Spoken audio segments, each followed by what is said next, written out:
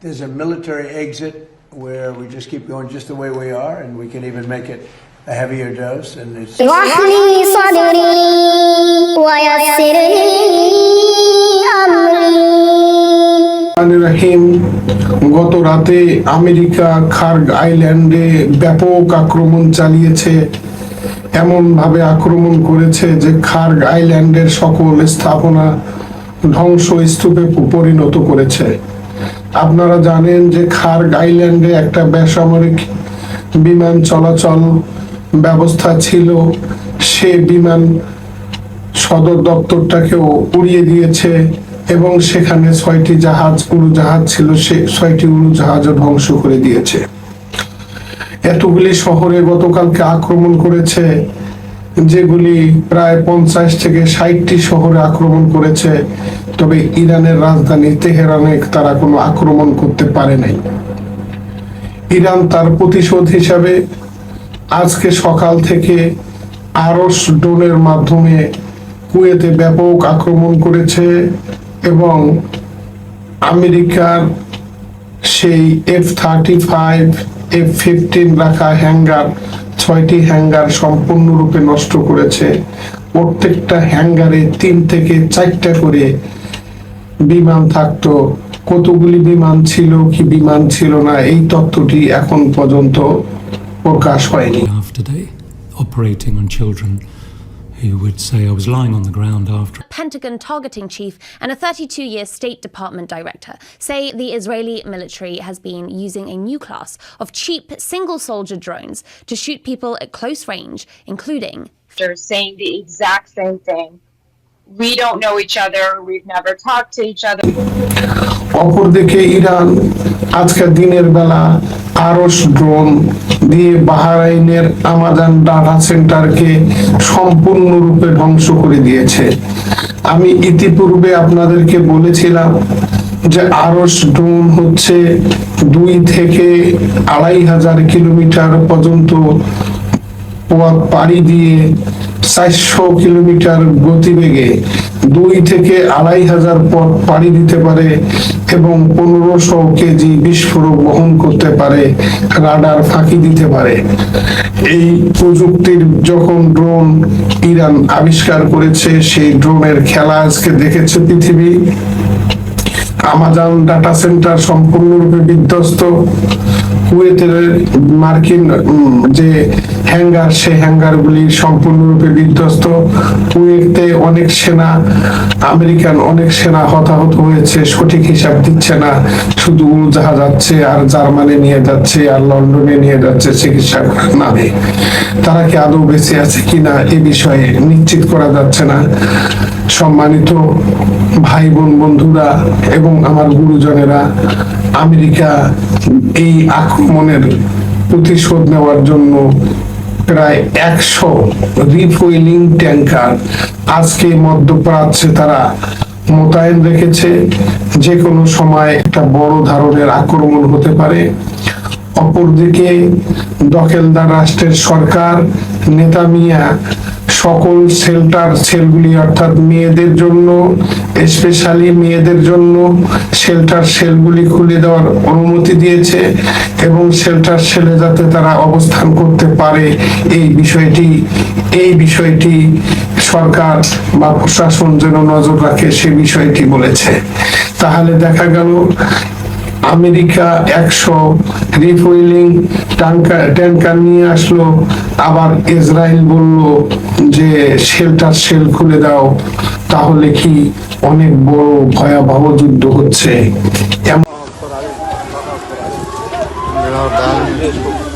পরিস্থিতিতে আমেরিকা ইংল্যান্ডকে টেনে আনার চেষ্টা করছে।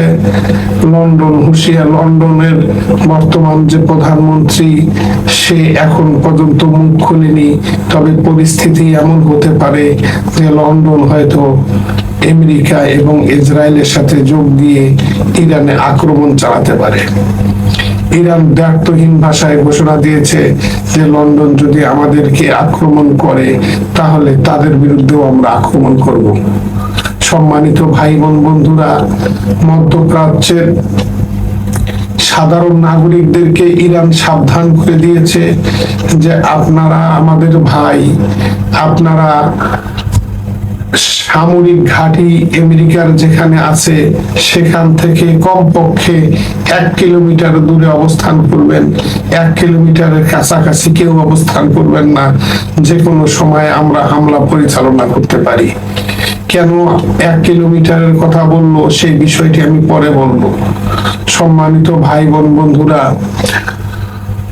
হরমুজ প্রণালীতে ইরান নতুন নীতি ঘোষণা করেছে, বলেছে যে কোনো জাহাজ যদি হরমুজ প্রণালী অতিক্রম করতে চায় ইরানের আইআরজিসি কে টোল দিতে হবে এবং সেই টোলটা দিতে হবে চীনা মুদ্রায়। তাহলে চীনের মুদ্রায় টোল দিলে হরমুজ প্রণালী পার হতে পারবে, চীনের মুদ্রায় টোল না দিলে হরমুজ প্রণালী পার হতে দেবে না। এই ডিক্লিয়ারেশন আইআরজিসির পক্ষ থেকে দেওয়া হয়েছে।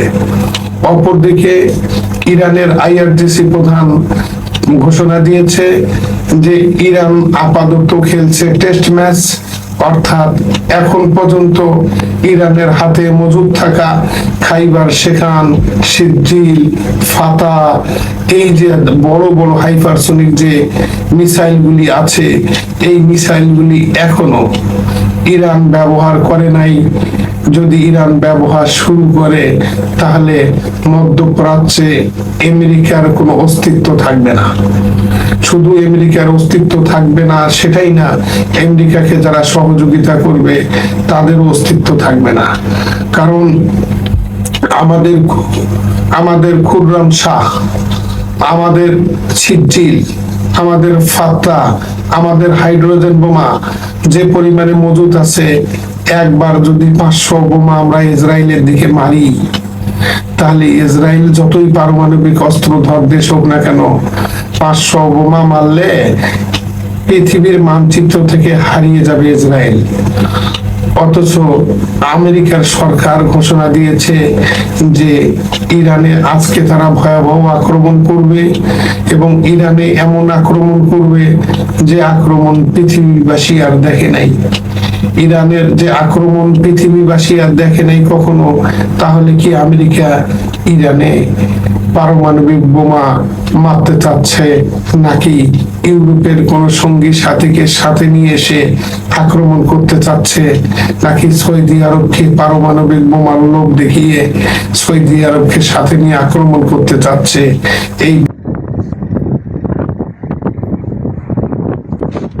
বিষয়টি ডোনাল্ড ট্রাম্প তার মিডিয়া উইংয়ে কিংবা তার সোশ্যাল যে মেসেজিং প্ল্যাটফর্ম আছে এক্স হ্যান্ডেলেও প্রকাশ করেনি।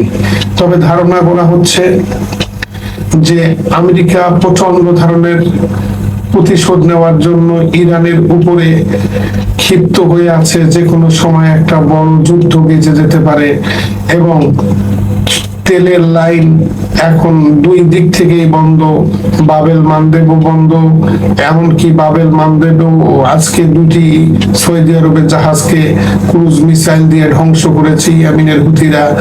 আর হরমুজ প্রণালীতে তো যে কয়েকটি জাহাজ যাতায়াত করছে তারা শুধুমাত্র চীনের মুদ্রায় টোল দিলে যেতে পারছে, না পারলে পারছে না। এই পরিস্থিতিতে বাংলাদেশকে তেলের মজুদ নিয়ে আমাদেরকে নতুন করে ভাবতে হবে। সম্মানিত ভাই বোন বন্ধুরা, ইরানের বিষয়ে আমরা খোঁজ খবর রাখছি।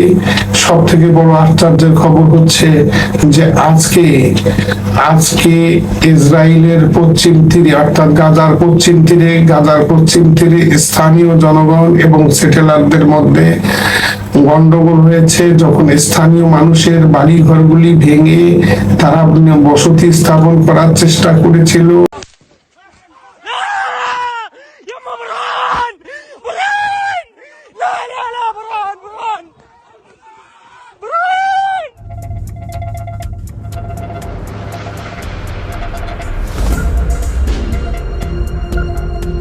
হঠাৎ করে স্থানীয় জনগণ অস্ত্র হাতে নিয়ে তাদের দিকে তেড়ে যায় এবং ঘটনাস্থলে দখলদার সেনাবাহিনীর একজন কমান্ডার এবং একজন সেনা আহত হয়।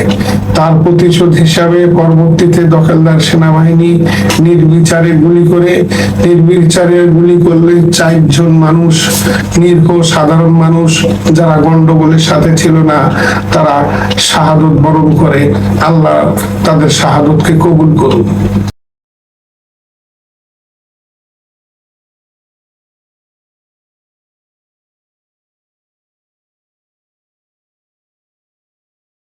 সম্মানিত ভাই বোন বন্ধুরা, যখন ইরান এবং আমেরিকা পাল্টাপাল্টি হামলা চলছে, তখন ফিলিস্তিন দখলের নতুন পায় তারা শুরু করেছে। নেতানিয়াহু যেভাবে আক্রমণ করছে, এই আক্রমণের চিত্রগুলি আমরা যদি আপনাদেরকে দেখাই, আমাদের ইউটিউব চ্যানেলেই বন্ধ করে দিবে। তারপরও কিছু কিছু দেখার চেষ্টা করি। আল্লাহকে সাক্ষী রেখে মুসলমানদের পাশে থাকার চেষ্টা করি। সম্মানিত ভাই বোন বন্ধুরা, আরেকটি খবর আপনাদেরকে আজকে দিয়ে আমি শেষ করি। ভারতের অবস্থা ভয়ঙ্কর দিকে যাচ্ছে।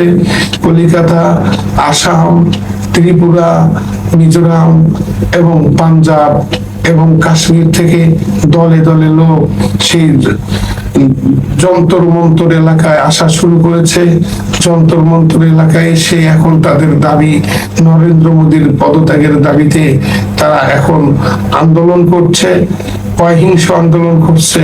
কিন্তু ভারত সরকার তাদের নেটওয়ার্ক বন্ধ করে দেওয়ার কারণে আমরা সঠিক তথ্যগুলি পাচ্ছি না। ভারতের সরকার এমন ভাবে নেটওয়ার্ককে বন্ধ করে দিয়েছে এবং মানবিক মূল্যবোধের মর্যাদা দেওয়া হচ্ছে না। তাদেরকে অত্যাচার করা হচ্ছে, পুলিশ দিয়ে লাঠিচার্জ করা হচ্ছে, পানি এবং খাদ্য সরবরাহে বাধা দেওয়া হচ্ছে, তাদেরকে জল কামান ছিটানো হচ্ছে। শুধু জল কামান ছিটিয়ে শেষ না, সাউন্ড গ্রেনেড দিয়ে তাদেরকে কান এবং চোখ, কান দিয়ে রক্ত বের হচ্ছে। এইরকম অবস্থায় নরেন্দ্র মোদী ঘোষণা দিয়েছে যে তিনি ছাত্রদের দাবি মেনে নেবেন। অথচ আজকে দেখা যাচ্ছে যে আজকের স্লোগান ইনকিলাব জিন্দাবাদ উঠেছে। তারা নরেন্দ্র মোদীর বিদায় চাচ্ছে। সম্ভবত বাংলাদেশে যে অবস্থা, সেই অবস্থা শুরু হয়ে যাবে ভারতে। আমি বারবার বলছি যে পৃথিবীটি এমন একদিকে যাচ্ছে, পৃথিবীর সকল রাজনৈতিক কেন্দ্রবিন্দু এখন আল আকসার দিকে যাবে। আল আকসাকে কেন্দ্র করে পৃথিবীর রাজনীতি নিয়ন্ত্রণ করবে এবং যে আল আকসার মালিক হবে সেই পৃথিবী শাসন করবে। বাইতুল মুকাদ্দাসকে অপবিত্র করেছে সেই বেনগাভির, তার আমরা আল্লাহ রাব্বুল আলামিনের কাছে শাস্তি চেয়ে আজকের মতো এখানে বিদায় চাচ্ছি। সম্মানিত ভাই ও বোনেরা, আমার জন্য দোয়া করবেন। আপনারা দেখছেন, আর একটা কথা না বললেই নয়, সেটা হচ্ছে যে মালয়েশিয়ার প্রতি যুক্তরাষ্ট্র খেপে গেছে এবং মালয়েশিয়ার বিরুদ্ধে যুদ্ধ করার জন্য হুঙ্কার দিচ্ছে। মালয়েশিয়ার দোষ কি? মালয়েশিয়া বলছে যে আমার দেশে কোনো ইসরায়েলের নাগরিক থাকতে পারবে না। একজন ইসরায়েলের নাগরিক সেখানে ধরা পড়েছে, তাকে দেশ থেকে বের করে দিয়েছে। এই দেশ থেকে বের করে দেওয়ার কারণে আমেরিকার ডোনাল্ড ট্রাম্প মালয়েশিয়ার সেই রাষ্ট্রদূতকে ডেকে তলব করে হুমকি দুমকি দেওয়া শুরু করেছে। অথচ মালয়েশিয়ার সরকার স্পষ্টভাবে ঘোষণা দিয়েছে, যদি আমেরিকা আমাদেরকে রাষ্ট্রদূতকে যদি সেখানে থাকতেও না দেয়, আমরা আমাদের নীতি থেকে সরে যাব না। আমাদের মালয়েশিয়ার ভূখণ্ডে কোনো দখলদার রাষ্ট্রের কোন নাগরিক বসবাস করতে পারবে না। মালয়েশিয়া হবে কোনো ইহুদি বসতির কোনো স্থান নাই, কোনো ইহুদি ধর্মের লোক মালয়েশিয়ায় বসবাস করতে পারবে না। এই কারণে ডোনাল্ড ট্রাম্প মালয়েশিয়ার উপরে অর্থনৈতিক নিষেধাজ্ঞা দেওয়া শুরু করেছে, পাশাপাশি যুদ্ধের হুমকি দিয়েছে। আজকের রাতে ইরানকে একেবারে মানচিত্র থেকে মুছে ফেলার হুমকি দিয়েছে। আল্লাহ ইরানের উপর, আল্লাহ ফিলিস্তিনের উপর, আল্লাহ লেবাননের উপর, আল্লাহ মালয়েশিয়ার উপর, আল্লাহ বাংলাদেশের উপর তুমি রহমত করো, এই বলে অনুরোধ করি যে আমার ইউটিউব চ্যানেলটি আপনারা লাইক করবেন। আপনারা দেখছেন advocate Aladin news Facebook page, তৎসহ Aladin news YouTube channel, Aladin news AA MLADDINNEWS news. আশা করি আপনারা সাবস্ক্রাইব করবেন, পাশে থাকবেন, আপনাদের খবরগুলি ভালো লাগলে ছড়িয়ে দিবেন। মুসলিম মিল্লাতের পক্ষে ইনসাফের সাথে আমার কথাগুলি শুনলে যদি মানুষের উপকার হয় তাহলে একটু পৌঁছায় দিতে কৃপণতা করবেন না। এই বলে আমি আমার কথা শেষ করলাম। আসসালামু